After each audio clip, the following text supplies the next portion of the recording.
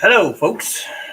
Welcome to a rare alternate Saturday episode of the Teahouse. I know that some of our regular viewers are unfortunately busy whacking each other with synthetic swords, and I am very jealous. But I figured that since it's, vacation for Foxy and I can just enjoy having a show 3 weeks in a row, which has never actually happened in the entire time I've been doing this show. So, yeah, I am stealing the idea from our very good friend, Nick Tockert, who 2 weeks ago on his Friday stream did a show about media, books and TV shows and movies and things like that influenced him. So today I will be talking about the media that influenced me.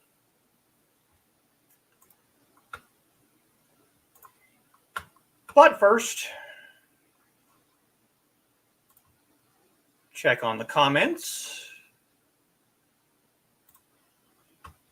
Obviously, my lovely Foxy, first through the door. Good evening, everyone. Welcome to the Teahouse. Yes. And Alec is here. Good evening, Alec. Foxy asking how Alec's day was. And Donna is here. Hey, Foxy and Alec. Hello, Aunt Donna. And there is Carl. Hello to all. Hello, Carl. Alex says it was okay looking at canvas rolls to purchase. All right. And Alec greets Donna and Carl. How fun. Good to see Donna and Carl. Yes, and there is my equally lovely kitty. Evening all. Hello.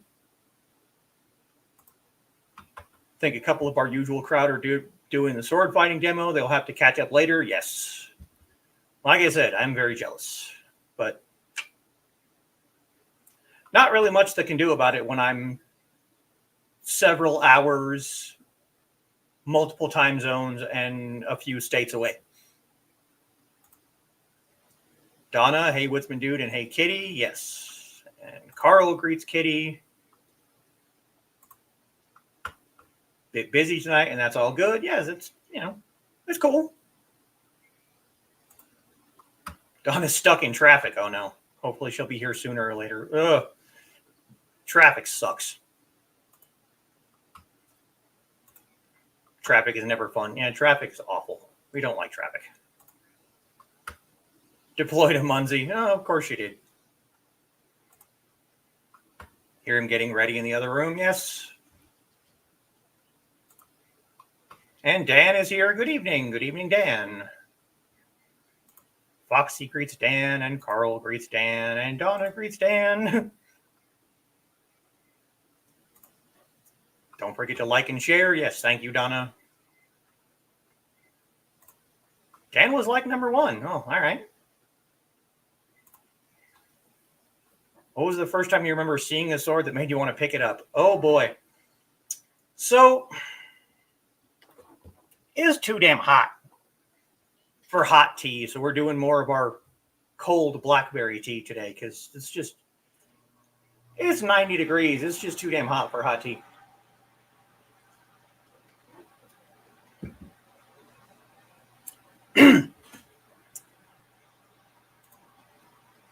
I am absolutely a child of the 80s. There's no doubt about it. I remember probably the very first thing that ever actually got me into martial arts, not necessarily the sword at first, but definitely martial arts, was the Teenage Mutant Ninja Turtles. It was just fun and exciting and different, and it was a cartoon, yeah, but the movies came later. I think the movies came out in the 90s, but that was definitely the very beginning of the journey, was the Ninja Turtles. But the first thing that made me want to pick up an actual sword was probably the first Highlander movie. Christopher Lambert, the dragon head katana. Yes, I know, katanas, I know. But it definitely left a mark on me as a person. The magic of the sword and having something as a companion for you for hundreds and hundreds of years. And I remember going out and buying a cheap, garbage little plastic katana with white plastic blade and chasing my friends around the neighborhood with it, It was, But also going back to, cartoons was He-Man. I also had a cheap little plastic He-Man sword with, the same kind of white plastic blade that was just cheap and garbage.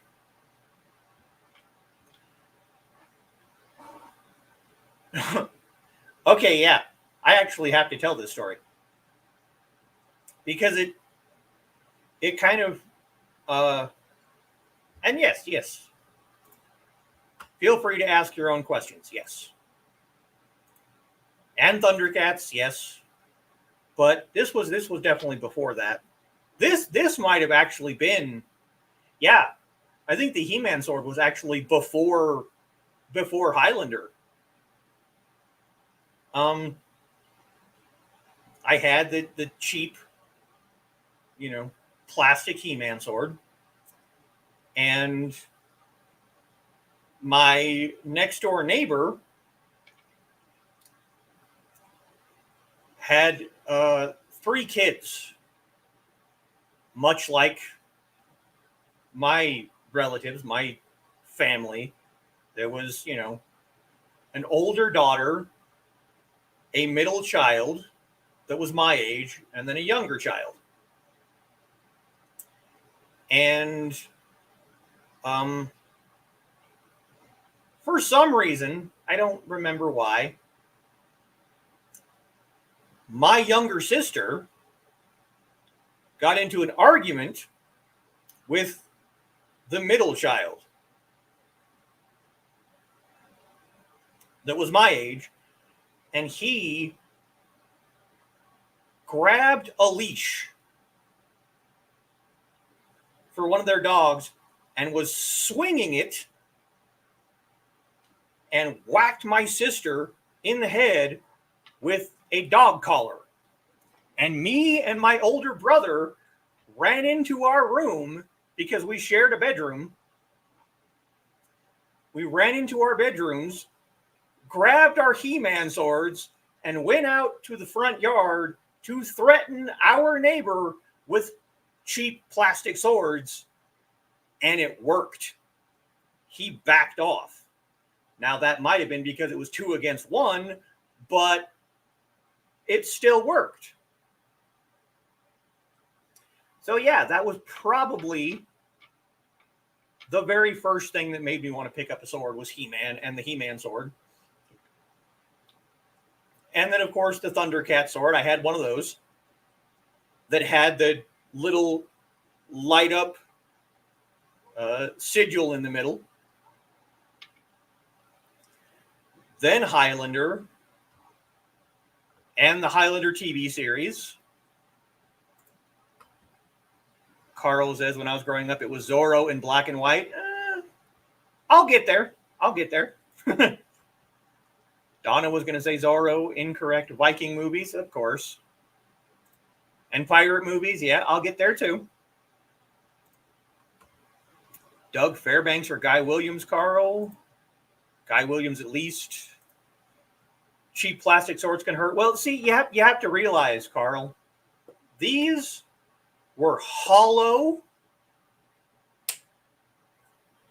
They were thin. These were garbage. Like when I was actually sword fighting with the neighborhood kids, I would go through a dozen of these kind of swords in a year. Because it wouldn't be a month before, you'd collide swords with someone and you'd hear it crack. And there'd be a big gaping hole in your sword now, and you'd have to go get another one. So these were not, if I hit him in the head with it, it probably would have broken in half. And then I would have had sharp bits of plastic to stab him with. But yeah. Nothing wrong with Zorro. No, not at all. And some of them can. This thing would probably hurt. And this, I'm pretty sure, is solid. Keep a lookout. I'm going to be doing a review of this. It was a Father's Day present, and I've been drilling with it nightly. So keep an eye out for that.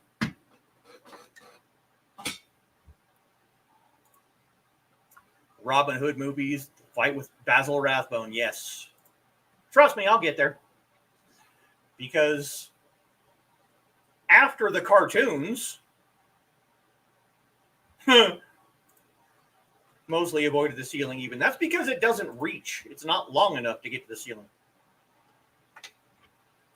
After all the cartoons came, the movies.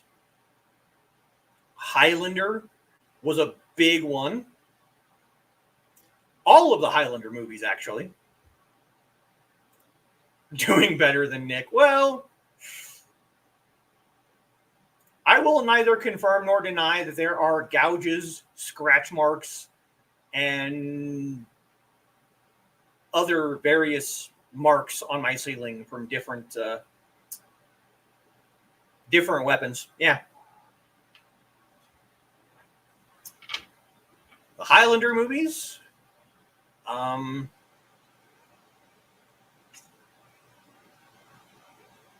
Definitely the Antonio Banderas Zorro movies. Those were later on in the 90s and 2000s.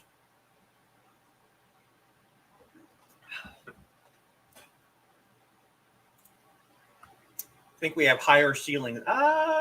I don't know. I honestly don't know. The Pirates of the Caribbean movies. I absolutely love the fight in Curse of the Black Pearl. The very first fight between Jack Sparrow and Will. I love that fight. They don't make it campy. See, that's my problem with like the older Robin Hood and Captain Blood. The fight scenes are good. They're good. Those definitely came in later in my swordsmanship journey. But the fights are kind of goofy. Which makes sense considering the time period that they were filmed in. They're a product of their time, and we'll just leave it at that.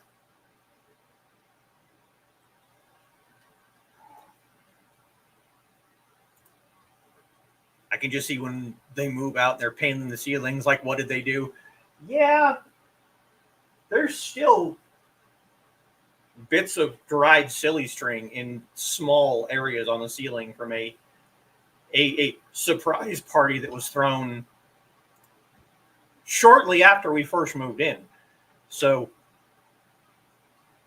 they're going to have a lot of questions if we ever actually leave this place. But yeah, Highlander, Pirates of the Caribbean, not Highlander 2. That movie is an abomination and it should just go away. But the first Highlander, the third Highlander, Endgame, all of the Pirates of the Caribbean movies, all of them came about at times in my life when I was looking for something. You know, most of the beginning, dried silly string is highly flammable. So is wet silly string. Most of what I saw growing up was very Japanese coded. You know, Ninja Turtles, Japanese. Highlander, Katana. The Sho Kosugi ninja movies. All very Japanese coded. So at the very beginnings of my martial journey, I was doing the same thing. I was looking at katanas and samurai movies, and everything was all very Japanese. And then came the meeting of my first Chinese martial arts shifu, who introduced me to Chinese martial arts. In 1996. So I was already, well, no, it was 95. Yeah, it was 95. And it was so different than anything else I had ever seen before that I was able to look past the Japanese influence of my childhood and start looking at other things. And that was when, you know, after that, after I studied with him and he passed away, and I took a few years to mourn his passing, but I also started watching Bruce Lee movies. And through those movies, finding out about his martial philosophy and dislike of the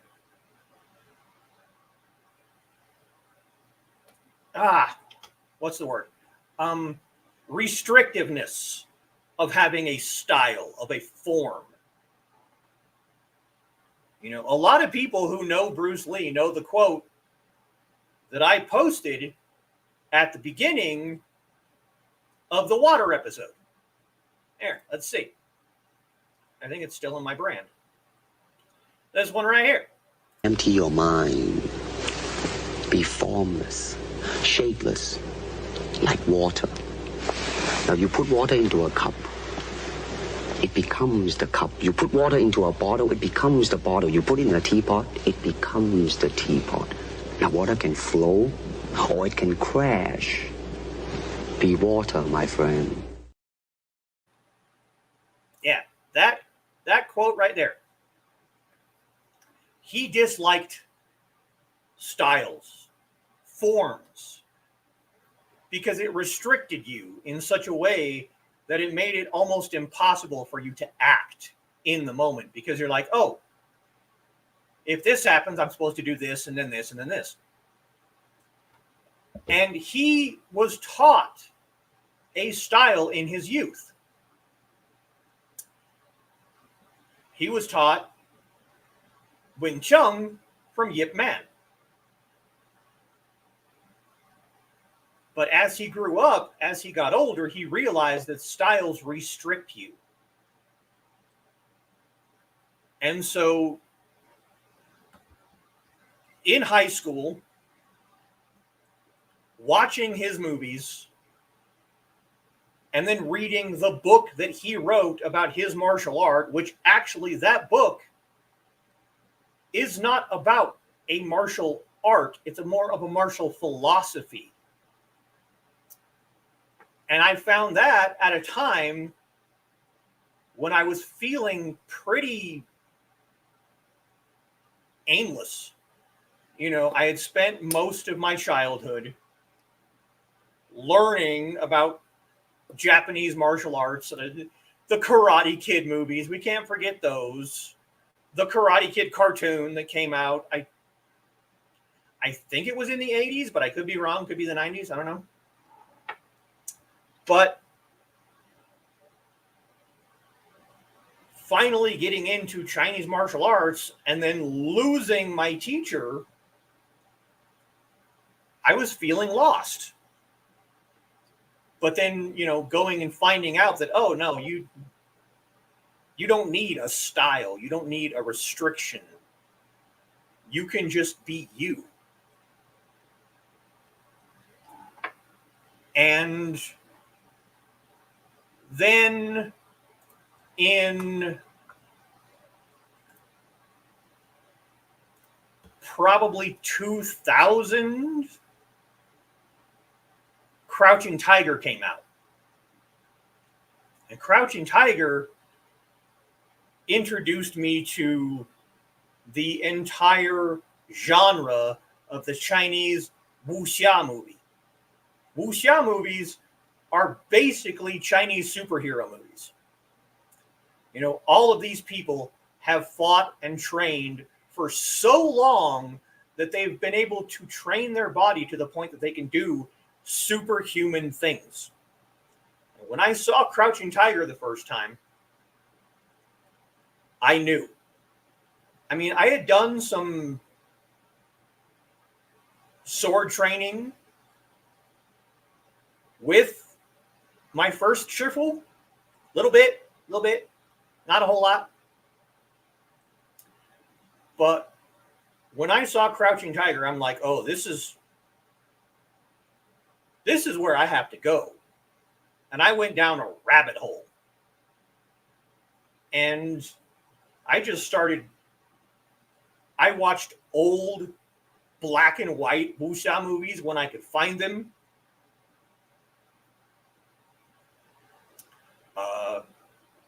Crouching Tiger, Hero. Hero's an awesome movie.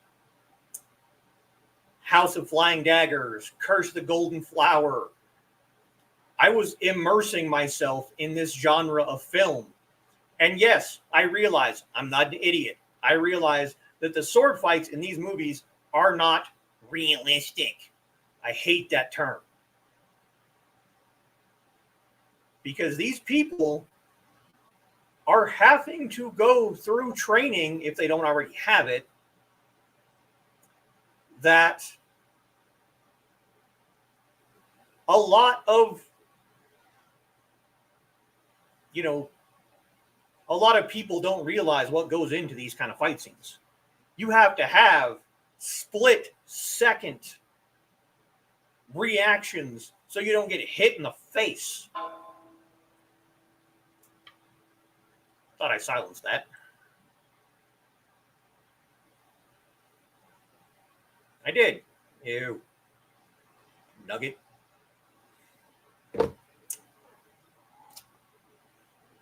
And through all of that, I was also reading books from other Chinese martial artists. Yes, this is true. My text message tone is a gong. Yes, it's a temple gong.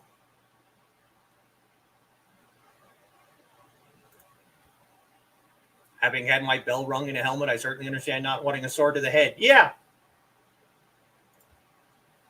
Jackie Chan movies.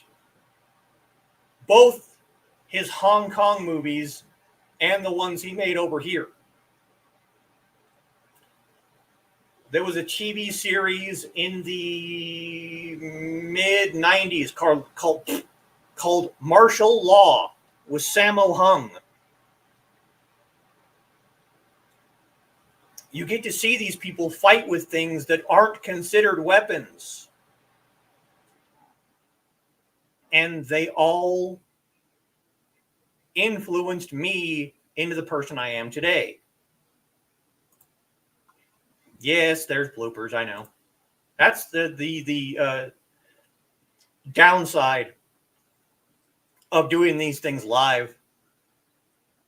You get to hear all the belching and tripping over my own tongue when I try and talk.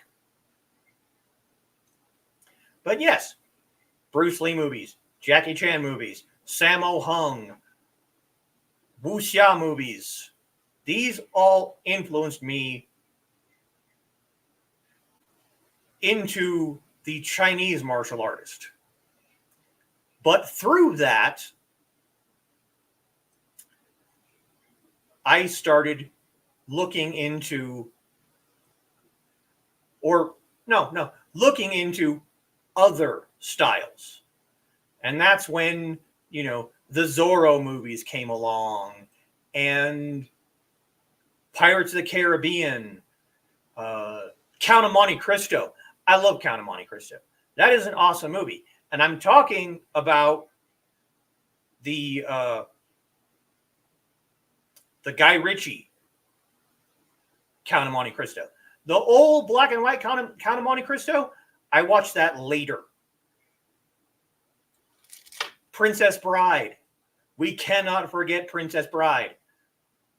The fight between Inigo Montoya and Wesley on top of the Cliffs of Insanity, that fight was probably one of the first times in movie history when they were actually talking about actual fencing masters and not just using stage choreography. They were using actual historical fencing techniques. And Count of Monte Cristo, the fight at the end of that movie, these are just flawless fights. I love them. And yes, there is a lot of stage fighting in there too. But there's also a lot of genuine techniques. And then I discovered Sword YouTube, or as those of us who are, a part of it, the sword community, or Sword Tube. And the very first one was probably Sword Sage. I was a patron for Sword Sage for a while before, until I couldn't really afford it anymore. Sword Sage introduced me to Han Dynasty swords,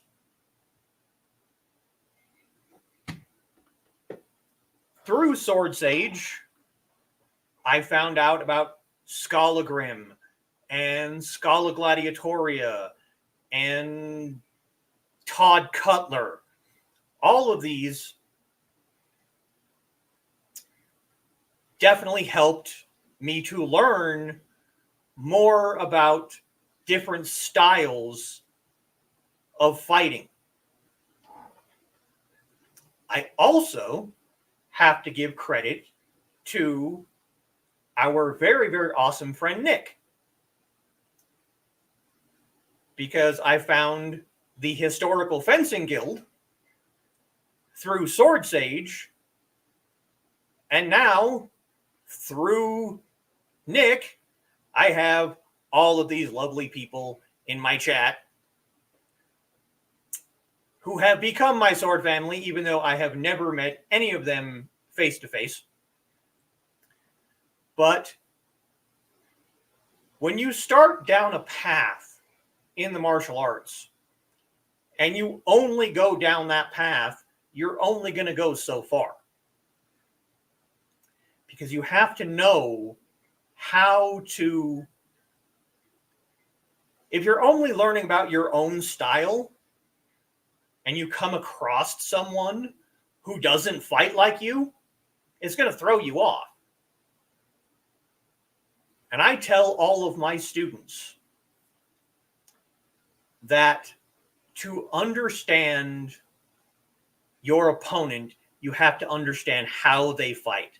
So, through Scologram and Scala Gladiatoria and a certain Australian asshole YouTuber that I shall not name because he who shall not be named. Yes, I started watching his channel too. Because I want to learn about more than just Chinese martial arts. I want to learn about European martial arts. I want to learn about Japanese martial arts and everything under the sun. Because then, if I come across something, I can better understand it. So I found SwordTube and Nick, who has inspired me so much. If it wasn't for him, I've said this before, I would not be doing this channel. It's just a fact. I would not be doing this. I had convinced myself a long time ago. And this is something that I still struggle with every day. I've convinced myself a long time ago that no one cares what I have to say about any given subject. I didn't think anybody actually wanted to listen to me talk. So I would talk to Foxy, or I would, talk to other people in chats like this one. And I would never have had the courage to sit in front of a camera and do these streams if it wasn't for Nick. So I have to give him the greatest amount of respect and props for giving me the courage to do this. But he also influenced me as a swordsman. Because seeing someone have to build themselves back up after falling down, so many people, myself included, I'm not even going to deny this. You have a setback and you're like, well, screw this. I'm just going to quit. All that work that I did up until this point is completely down the drain, and now I have to start completely over again. What's the point? The point is the doing. The point is getting back up after you fall. Fall down 9 times, get up 10. When I had to have my hip replaced a couple of years ago, I very easily could have said, yeah, just screw all of this. I've spent more than half of my life training, and now I have to start back at square one because now I have to retrain my new leg to be able to do all the things that I used to be able to do.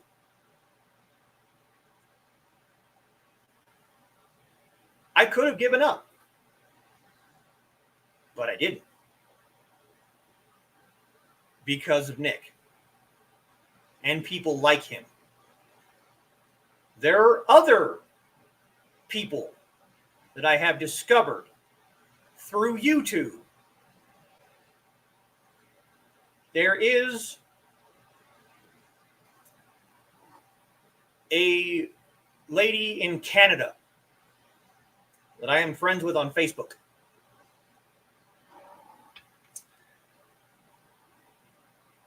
I don't think she's ever watched a single one of these, and I don't begrudge her for that.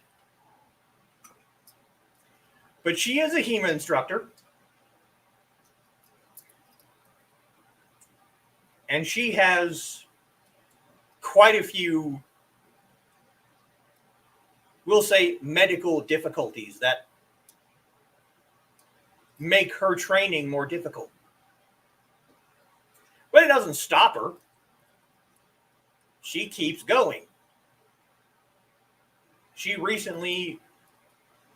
fairly recently, within the last couple of months, I think, started doing in-person classes at one of her local, HEMA gyms. I don't know what you would call them, but she has lupus.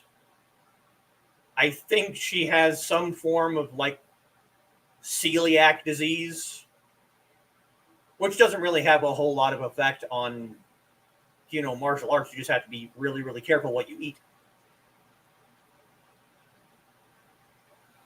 But I have, on rare occasions, talked to her through Facebook Messenger.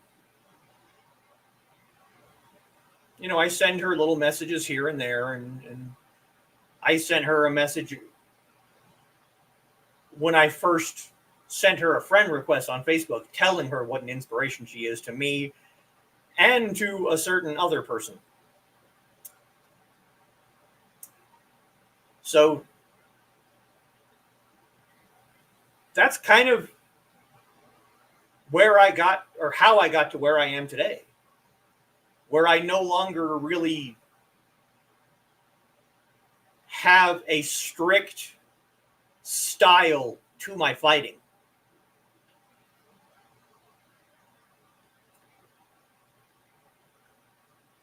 I still do forms, several of them.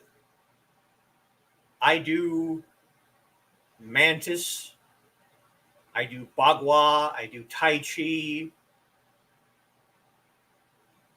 Whenever a situation calls for certain movements, I have those movements in my head. I think I've talked about this before, but when I did the Dragon Spring Sword form, my very first time on stage, I remember going out on stage. I remember the curtain opening. I remember the music starting, and then just muscle memory took over. And I don't remember anything in between. I remember the music starting. I remember the music ending. And everything in between was just a complete blur. I just did the form.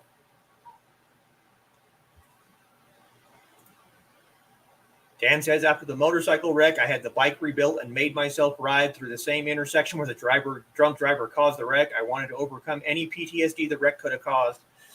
Oh, man. I bet that wasn't easy. Yeah, no kidding. Good idea. Yeah. Did I mention? I think I did mention this at one of my recent streams. I had not set foot in the park where I broke my hip for a while. It was probably a year and a half. And I didn't even realize that I had been avoiding the place until Foxy was at one of her appointments And the building she had her appointment in was kind of kitty corner across the street from the park. And I had gone to the library. I had gone and hung out in the music store, and I still had time to kill. Well, I went to the music store first. And then I went to the library. And the library is here. The park is here. And kind of back in this corner, there's a dinosaur museum. So I went to the music store, hung out there for probably a half an hour.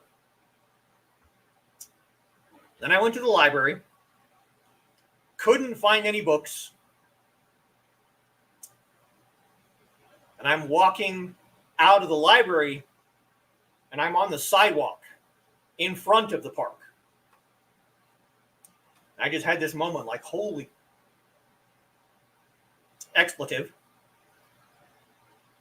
And I realized I had not set foot in that park since the day of my accident. And so I'm like, let's go walk through. And I took a step. I took another step.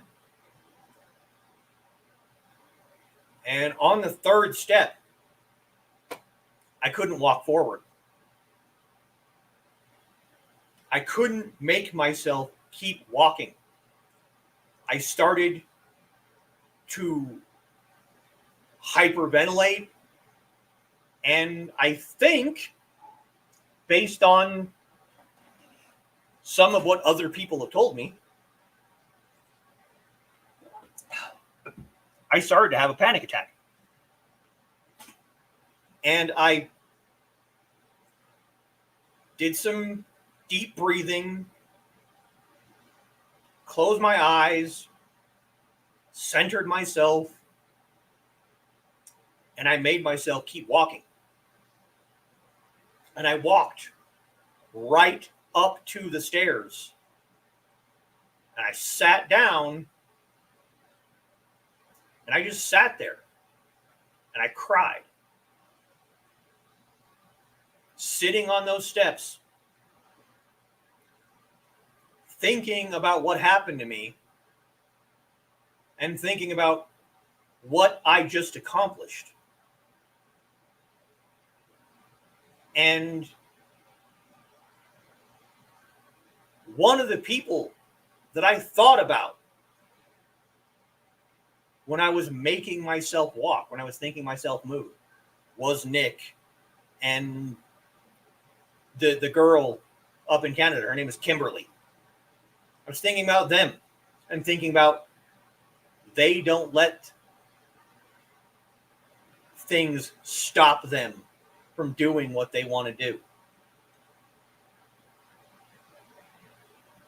And after probably a full 5 or 10 minutes of crying, I just kind of laid down on the cement and just looked up and watched the clouds go by.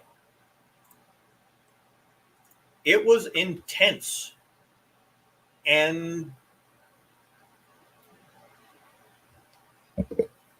I'm actually getting a little emotional now thinking about it. Just because I don't think I would have been able to do anything that I have done since that accident if it wasn't for going all the way back to the very beginning. Because I think of these things as a ladder. You know, if it wasn't for He-Man and the Ninja Turtles, I never would have been interested in the sword, which I never would have found the magic in Highlander, which never would have introduced me to Crouching Tiger and everything. It's just a line, or more proper, a tree, because the one thing at the very base caused every split. It's just sheer stubbornness. And there's nothing wrong with being stubborn. Sometimes you have to be. Oh, thank you, kitten. Thank you. Refuse to allow uncontrollable circumstances to prevent me from enjoying things in my life I find to be fun. And another person that I have a lot of respect for is Skolagrin, because a few years ago, he was in an accident. I think he was riding a bike to his local HEMA club, and a car, I think, ran a stop sign or something and just ran him over. And he was in the hospital, and he had like broken bones and shit. And he didn't let it stop him. So why should I? You know? None of these people I have ever met in person.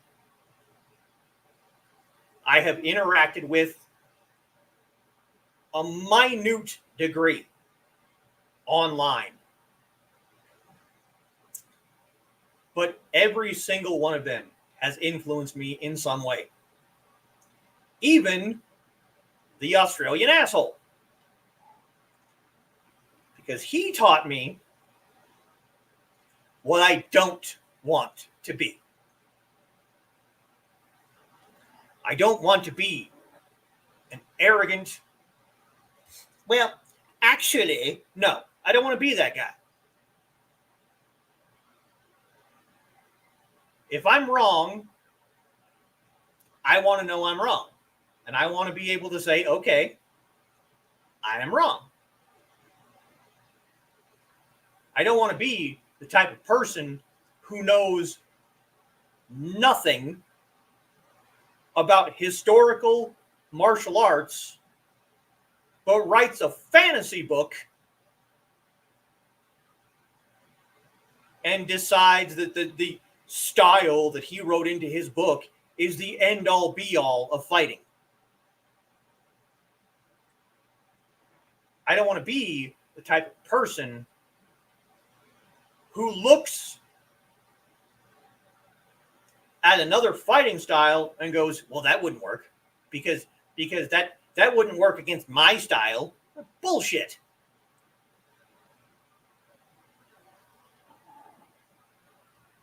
That's just being arrogant and telling people not to study historical manuals because those don't work in a modern context.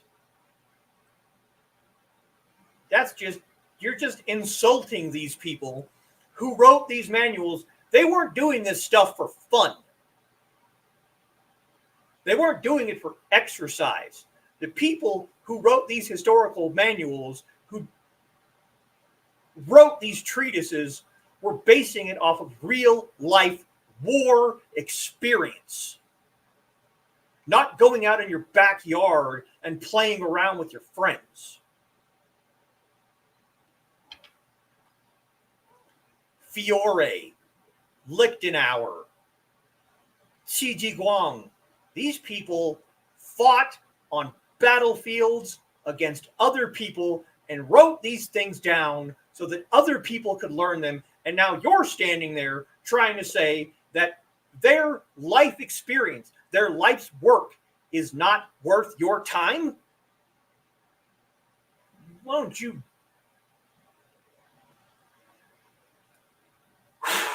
Okay.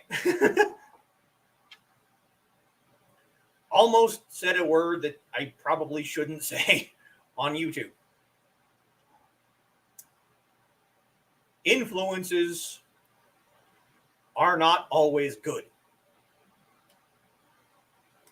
Sometimes you can't serve as a good influence and serve as a bad example. And that person is definitely bad example.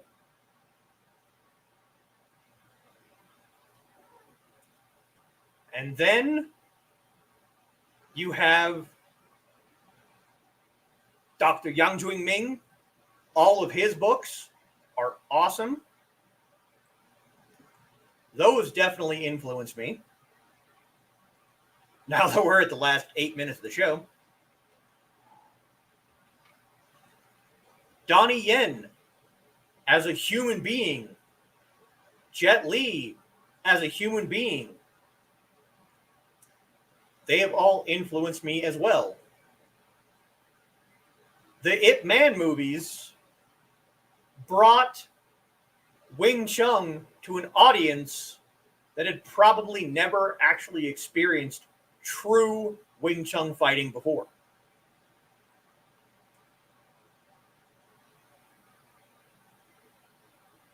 And he didn't just, it wasn't just stage fighting. He went and trained with one of Ip Man's children in Ip Man's style of Wing Chun.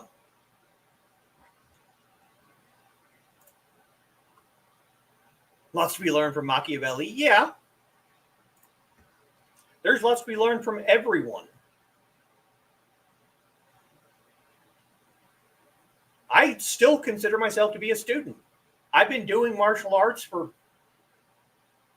30 plus years now, and I still consider myself to be a student. I don't like being called a master of anything. I will be a shifu. I'll be a sensei. I'll be a teacher.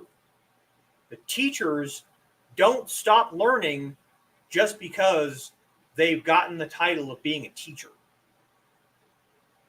They still learn. And I'm still learning. I go to Nick's Friday night stream, Historical Fencing Guild, every Friday night here on YouTube. Look it up. I go to those streams to learn. And I would love to get an actual opportunity one of these days to spar. It's probably not going to happen because I am poor and they are many, many states away. But there is a scene at the very beginning of the BioWare video game Jade Empire, where your player character sparring with another student. And of course, your character wins because they're the main character. But the person you're sparring against makes a comment. That comment is, every loss is another lesson. Every bruise is another lesson. And the lesson is not just another way to bruise yourself. I have lost sword fights before.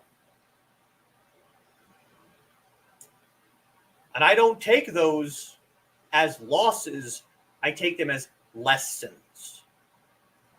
What did I do wrong? Why didn't this thing that I try work, but this one did?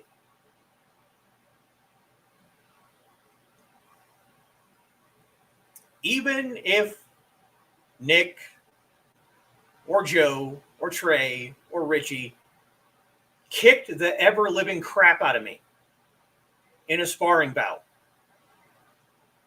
that wouldn't be a loss. It'd be a lesson.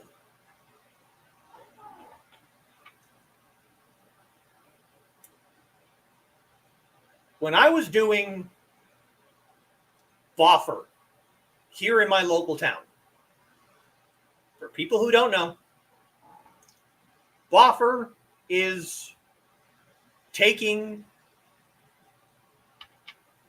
PVC and duct tape and pipe insulation and making weapons and going out in the park and beating the crap out of your friends. I still have my Boffer sword in the other room. When I originally made it, it had to be twice as thick in the blade because the people that we played with required that much foam to make it safe, even though kids' Nerf swords have less padding on them. The people who bothered me the most fighting against in that group was the people who had no actual training. They just went out there and wildly swung at you, hit you in the head, hit you in the crotch, places they weren't supposed to hit you because they had no sword training. I so desperately wanted to teach every single one of them so that they were safer. Not just for my own safety, but for everyone's safety. And I like to think that those people influenced me into the swordsman that I am. Because I had to not do that. But I had to go out there every weekend and get clobbered in the head to learn that sometimes you're going to come up against someone who isn't martially trained, and they're just going to swing at you or stab at you, and you have to know how to counteract that.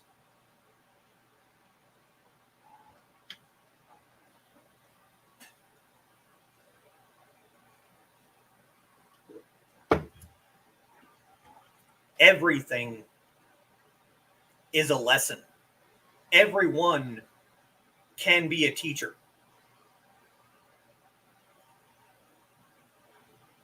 I have been influenced by a great many people, a great many things. And now, stand here today, I still do forms. But when I'm standing in front of a cutting target, or I'm doing my nightly sword drills, I have to remember not to be so strict with my movements. You know, my particular sword is a Jin. It has two edges, two sides. They're both sharp.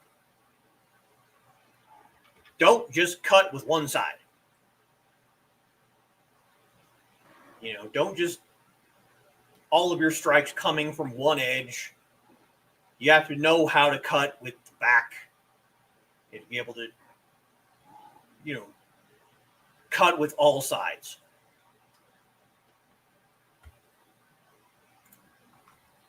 Untrained opponent is always the most dangerous. They're unpredictable, don't know the rules to the particular ballet, and are as dangerous to themselves as they are to you. Mm-hmm. And I so badly wanted to go one weekend and just gather everyone together and be like, look, guys, this is not it. This is not sword fighting. This is just my very first day. The very first time I ever got onto a battlefield.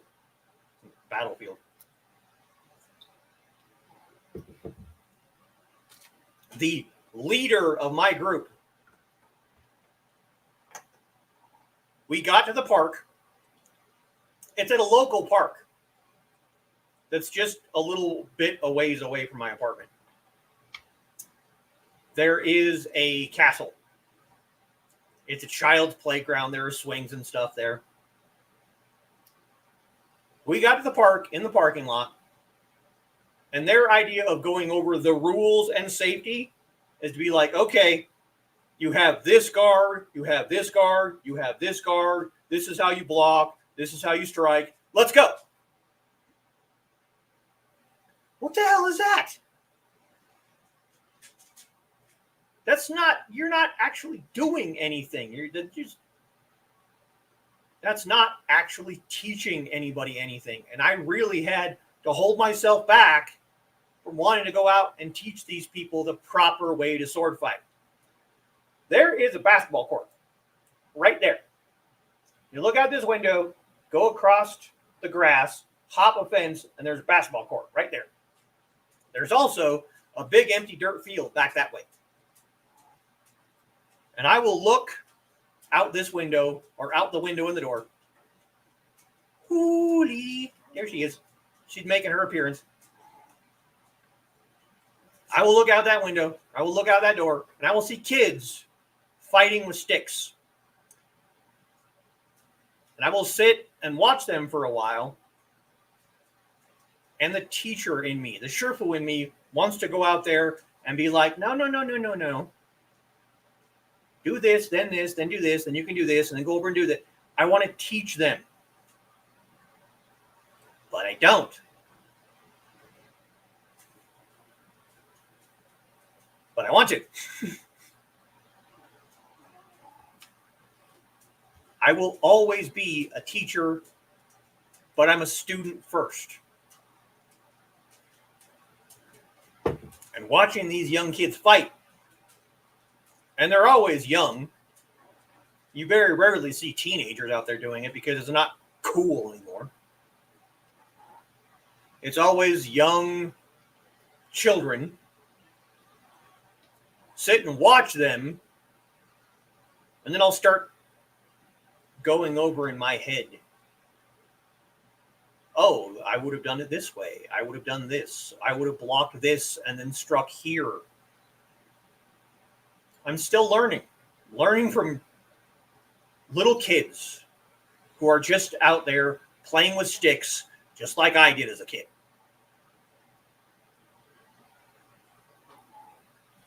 But we are over the hour. I have said everything that I want to say. And as always, me and Foxy got to go eat dinner. So that will be all for tonight. Next show will be next Saturday. 3 shows in a row. Aren't you guys special? This is my gift to you for my vacation. I'm giving this gift to you. 3 shows in a row. Next Saturday, I am going to go over in more detail all of the different forms and drills that I do every single day. So that'll be next week's show. Everyone have a good evening. You have a good evening too, Carl. Thank you. No, thank you, Carl. Or thank you, Dan. Thank you, Dan. Thank Carl. Thank Donna. Thank Alec. Thank everyone for coming and again listening to me ramble and repeat myself. Thank people for watching in the future. Hopefully, Joe and Trey and Don and Nick will all watch this later.